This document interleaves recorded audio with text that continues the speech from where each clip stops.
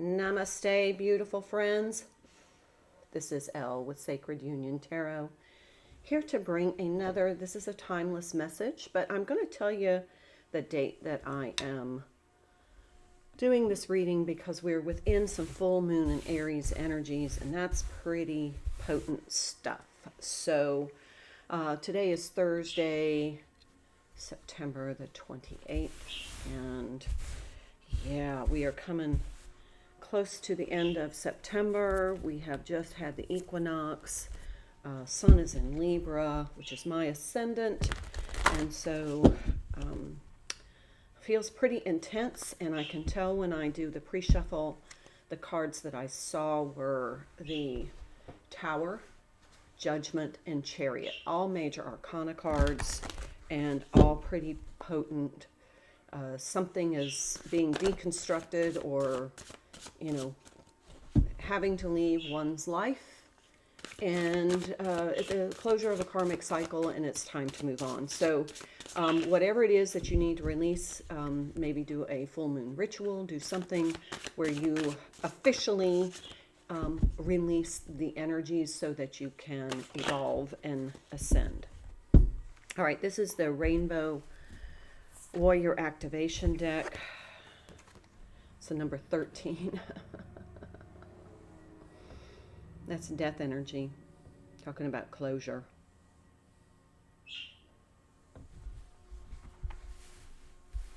Try to move it over here so there isn't a 13. Let's see. Co-creation. This is divine intelligence. Co-creation, love, purity, power, protocol, confidence, and recognition. All life is manifest from the divine intelligence or the vibrational building blocks that created it. Being human, it's easy to forget that the responsibility for creation isn't solely on our shoulders, or that we're not subject to the will of an all-seeing force of life.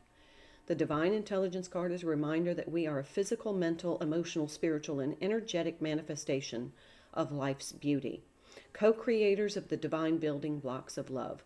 This card aims to reinforce your confidence. It also brings attention to the universal truth at play in the current situation, the divine protocol you're being asked to follow through your heightened awareness at this time, and the complete support you have from your spiritual family, seen and unseen.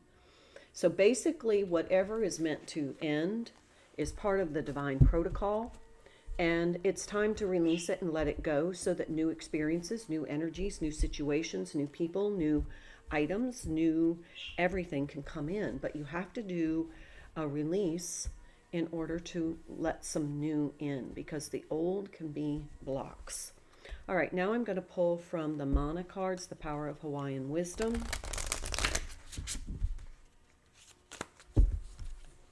And let's see what comes through. Mamalahoe. It's number 27 card, which is a 9. I'll put this one here. I love the butterfly. That's transformation. Growth is a transformative process. There has to be change in order for growth. This is called compassion. Respect alike and the rights of the great and humble. The splintered paddle represents compassion. It is a reminder that the quest for power or success should not allow your ego to interfere with your ability to be compassionate toward yourself or others. Self-centeredness driven by ego can cloud your ability to empathize. What you give to others will be given back to you. If you forget to have compassion for the weakness, faults, and failures of others, then you risk becoming short-sighted, unfair, emotionally cold, torn up, or dead inside. So basically, don't let these situations harden you. Let me see if I can turn this down. There's always a glare with this light.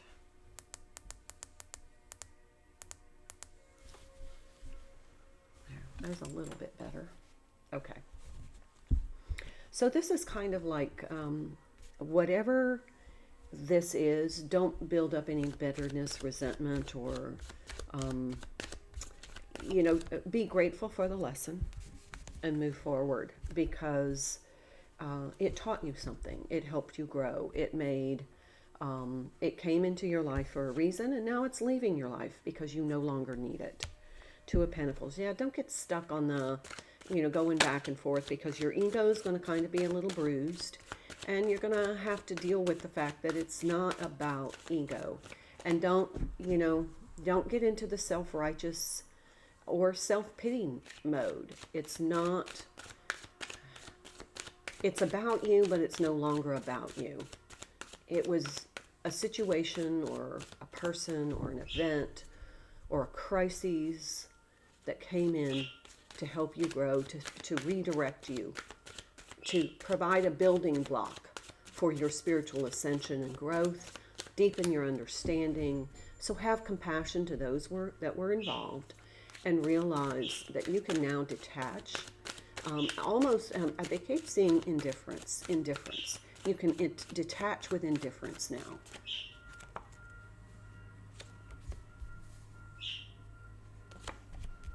Yeah, look at all these. This two.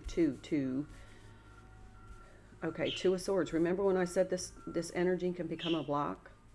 It's exactly the card I was thinking of. I can move this out of the way a little. Yeah, that's a little better. This Five of Pentacles is, you're going to have to leave something behind. Something is not meant to go forward on this journey with you. It's time to just kind of embrace the love aspect.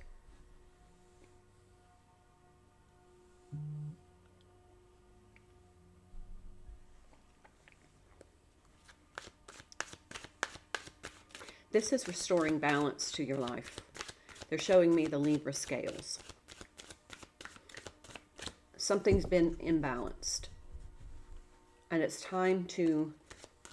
Okay, what they're showing me is picture yourself with the scales, holding the scales. And on the scales, you have your emotional life, you have your spiritual life, you have your feminine qualities. And on the other side, you have these actions and circumstances and, kind of the tangible things in your life. And something is creating an imbalance in the scales. It's almost like, and you're kind of sitting in the middle, and your job now is to kind of kick off whatever's the heavy energy that's causing the scales to imbalance. So just imagine yourself sitting kind of on a ledge, and you've got the scales like right out in front of you, dangling over a cliff. And they're starting to come into balance, except there's this one heavy energy, and it's just blocking the balance.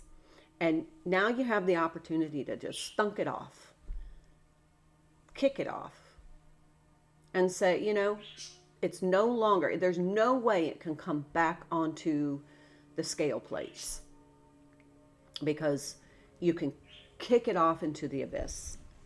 What is that thing for you? What is that thing for you that is the heavy energy that keeps continually pulling you down into lower vibration, egoic energies? Nine of Swords. What is it, the thing that you're stressing about? What is the thing that keeps coming up? Let's just say you're trying to be in mindfulness and you're doing your meditations, and up pops this situation. The way you feel about it, how it makes you feel vulnerable and insecure. What is this thing? And let's just deal with it. So you can release it by the full moon. What is this thing?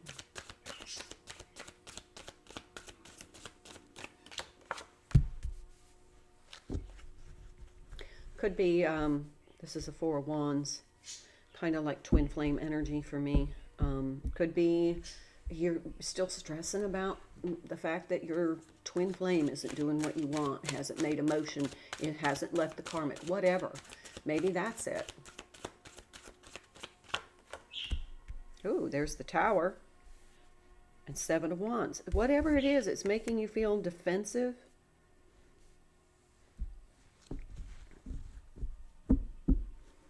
is 4 and 7 is an 11. We have 11 wands. That could be a twin flame number. It could be that it's time to just let it go. Step into your sovereignty and say, you know what? Twin flame or no twin flame, I'm going to take care of me. Let's pull one more. Twin flame energies have been creeping into the readings quite a bit. I pick up on those, but it's a process and a journey, and many divine feminines have gotten stuck and they just keep recycling. This is recycling energy. It's the back and forth, back and forth, back and forth. They keep recycling. Should I be with my twin flame? Should I move on with my life? Well, you know what? Move on with your life. If the twin flame is meant to be in your life, they'll come back in. You'll magnetize them back in when you start focusing on self.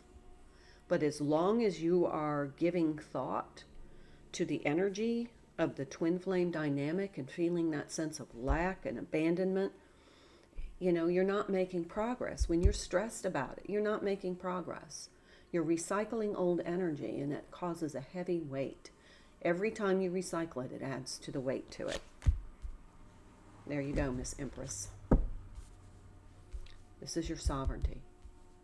This is your be in that Empress energy. Bottom of the deck. Queen of Pentacles. Hello. Focus on you. Look at how she's focused on her abundance. She's focused solely on her. The Empress knows this. But it doesn't have to be, if you don't identify with twin flame energies, it doesn't have to be twin flame. It could be anything. It could be family. It could be an old marriage. It could be an old relationship. Hell, it could be from somebody in high school that you're still pining over. It could be a job that you got fired from and you kind of regret the way that all happened. It could be a friendship where you just kind of had to end things because things weren't going right, and you keep recycling it. People left your life for a reason. We have all been through this transition where anything that was not meant for us dropped off our scales so that we can find balance and harmony, because you can't have harmony without balance. And there's some reason we feel guilty about that. We feel guilty the friendship ended. We feel guilty the marriage ended. We feel guilty the relationship ended. That guilt is the heaviest. Guilt and regret are the heaviest energies. And if you're carrying around that guilt, it's tipping your scales in the wrong direction. Let it go. Let's find some peace and sunshine and harmony with this inner peace and sunshine deck. It's all pretty cool.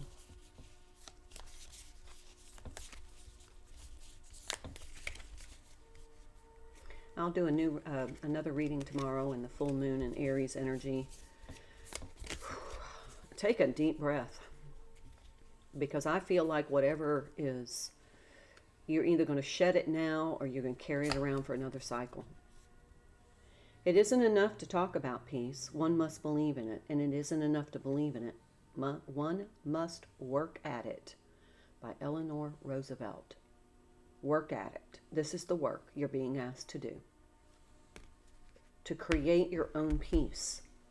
Because when you do that, when you create your peace, you are in a better position, a better energy to co-create a more beautiful life. Being in that energy of co-creation. But whatever is blocking you is hindering you from that. When the power of love overcomes the love of power, the world will know peace. Jimi Hendrix. So if this is about a power struggle you're in, or you feel like if you give up your position, your status or something, that it's going to cost you, that's egoic.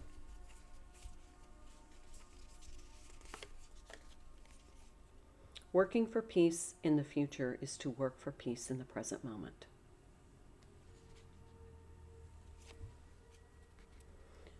So this is all about elevating your energy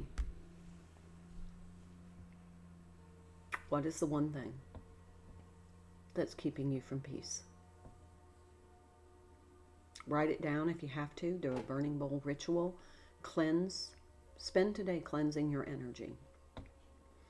Resolve it. Just resolve it.